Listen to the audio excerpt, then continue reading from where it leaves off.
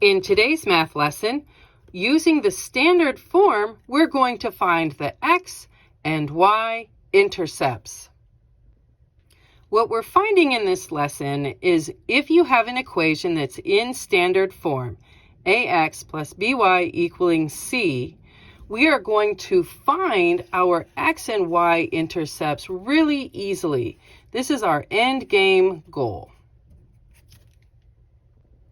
There are 3 quick steps that we can do to find our intercepts. Let's find out what they are. After determining from the given problem which intercept, x or y, that you're having to find, the first step is going to be to cover the letter that you don't need. Cover with your finger. So if you need the x-intercept, you will cover up the y piece of the equation. If you need that y-intercept, then you will cover up the x piece of the equation. After covering up the part that you don't need, you're just going to rewrite the tiny equation that you're left with. Our third step is an if necessary. If necessary, you will solve that tiny equation by dividing. And we're going to discuss how to know if it is necessary. So let's begin this process together. Example 1. Find the x-intercept of the following equation and simplify your answer where 2x plus 7y equals 8. In this particular problem, we are asked to find the x-intercept.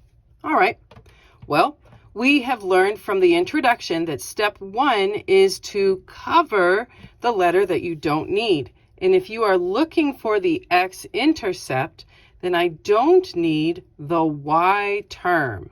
So you could cover it with your finger or you could cross it out. Either way, that will work. Step 2, rewrite what you've got. Rewrite your tiny equation. So that would be 2x equals 8 for us in this problem. And then step 3 is if necessary. If necessary, solve the tiny equation by dividing. Okay, so how to know? If your variable does have a coefficient, does have a number in front of it, then yes, you have to solve. And for us, that means that we have to get rid of the 2, and we're going to do that by dividing both sides of your equation by 2. And as a result, we learn that the x-intercept of this particular equation will be at 8 divided by 2, where x equals 4. And there you go. Example 2. Find the y-intercept of the following equation where x minus y equals 9. In this particular problem, we are asked to find the y-intercept of our equation. And we learned from the introduction that step 1 is to cover the letter that you don't need with your finger. So since I'm finding the y-intercept, I know that I do not need the x term. So I would cover this term up with my finger, or you can use your pen or pencil or marker to cross that term out. So I've crossed out my x term, and let's step 2, rewrite our tiny equation. So there that is. Step 3, if necessary. Yes, it is necessary. Solve your tiny equation. Well, I don't have a visible coefficient, but I definitely have a negative. And we have learned from many, many previous lessons that there is an understood 1 in front of every variable if you don't have a very visible coefficient there. So our understood coefficient is a negative 1. Let's divide both sides by negative 1. And as a result, we find that our y-intercept for the given equation will be 9 divided by negative 1, a negative 9. And there you go. Example 3. Find the x-intercept of the following equation where x plus y is equal to negative 3. In this particular problem, we are asked to find the x-intercept. So step 1, cover the variable, the term, the letter that you don't need with your finger. And because we are looking for the x-intercept, that means I do not need the y term. So I would cover that up with my finger, or we could just cross it out, which I will do. And then step 2, rewrite your tiny equation. So x equals -3. Great. Step 3, if necessary, solve. Well, how do you know if it's necessary?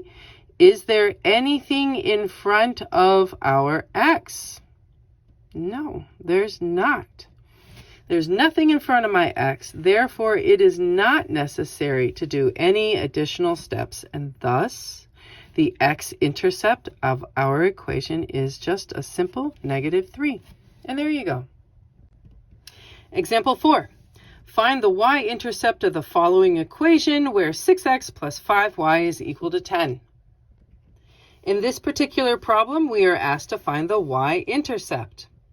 And from our introduction, we know that once you know which intercept you're looking for, cover up the one that you don't need, the term, the variable you don't need. Since I'm looking for y, I don't need my x. And we can also cross that out. It's no longer necessary for our problem.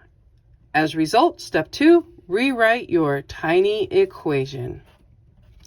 Finally, step 3, if necessary, solve your tiny equation. How do you know if it's necessary? Well, there's a coefficient, there's a number in front of my variable. Then yes, it is necessary to divide both sides of our equation by that 5 so that they cancel out, leaving us with our final y-intercept of 10 divided by 5, which is 2. And there you go. For our 5th and final example, we need to find the x-intercept of the following equation given 12x plus 4y is equal to 9. In this particular problem, we are again looking for the x-intercept. And step 1 of our introduction says that we need to just cover up the term, the letter that we don't need. And we can do that literally with your finger, or we can cross it out. And then step 2, rewrite your tiny equation. 12x equals 9. Finally, step 3 tells us that we need, if necessary, to solve this tiny equation by dividing. And we know that we need to do it because there's a very visible coefficient in front of the x. So we're going to divide both sides by 12, allowing them to cancel out. And you might be nervous. You might be thinking, oh, wait a minute. 9 does not nice and clean evenly divide by 12. To which I would say, yeah, so that's just fine. It doesn't need to be an integer. It just needs to be simplified. It needs to be reduced if possible. And 9/12 does reduce, as the case would be, to 3/4, thus telling us that the x-intercept of our given equation is 3/4. And there you go.